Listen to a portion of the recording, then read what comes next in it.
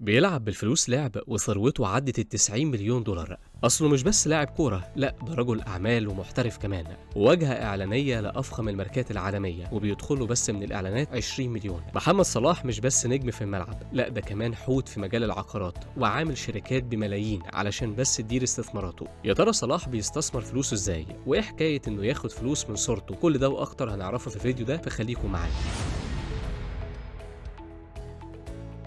محمد صلاح بقى اسم عالمي، بس اللي الناس كتير مش واخده بالها منه ان نجاحه الحقيقي مش بس جوه الملعب، لا ده كمان بره الملعب. كفايه بس انك تعرف ان دخل صلاح في سنه واحده حوالي 55 مليون دولار، 35 مليون منهم من لعب الكوره مع ناديه. بس المفاجاه واللي الناس كتير ما تعرفوهوش ان حوالي 20 مليون دولار جايين من الاعلانات والاستثمارات. وده خلى ناس كتير تسال ايه اللي بيعمله صلاح بره الكوره علشان يوصل للارقام دي. صلاح مش بس لاعب كوره، لا ده بعقليه رجل اعمال محترف، علشان كده مو صلاح دخل مجال العقارات بقوة، واستثمر جزء كبير من فلوسه في شراء وإدارة ممتلكات، وعمل كذا شركة علشان بتدير استثماراته بشكل احترافي. أول شركة اسمها صلاح يو كي كوميرشال ليميتد، ودي شركة مسؤولة عن إدارة أصوله بالكامل، وقيمة الأصول فيها وصلت لحوالي 29 مليون جنيه استرليني، وده على حسب موقع مصراوي. صلاح ما وقفش لغاية هنا، لا ده عنده شركة تانية اسمها مو صلاح ريل استيت، ودي متخصصة في الاستثمار العقاري، وفيها ممتلكات قيمتها أكتر من مليون جنيه استرليني، وده على حسب موقع مصراوي.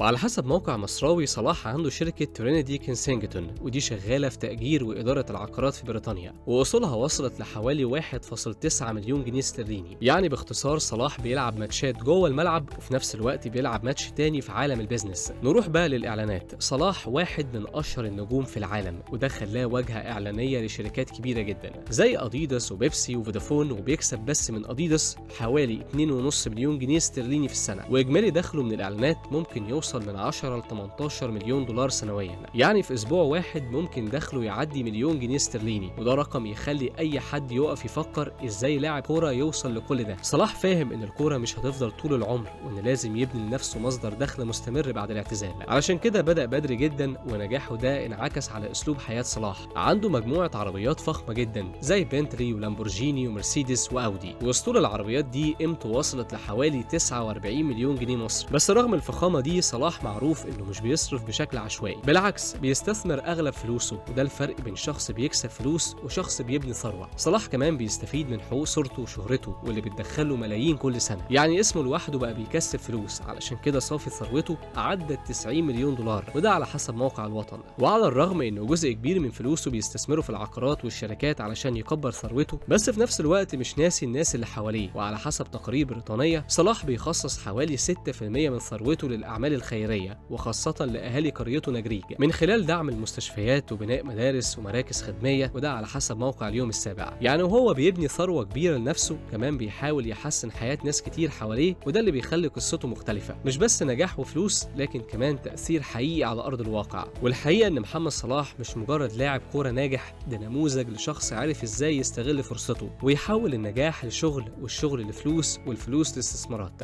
وده اللي خلاه مش بس غني لكن مستقر ماليا للمستقبل. القصة هنا مش عن نجم كورة، لا دي عقلية مختلفة بتفكر لقدام وما بتعتمدش على مصدر دخل واحد.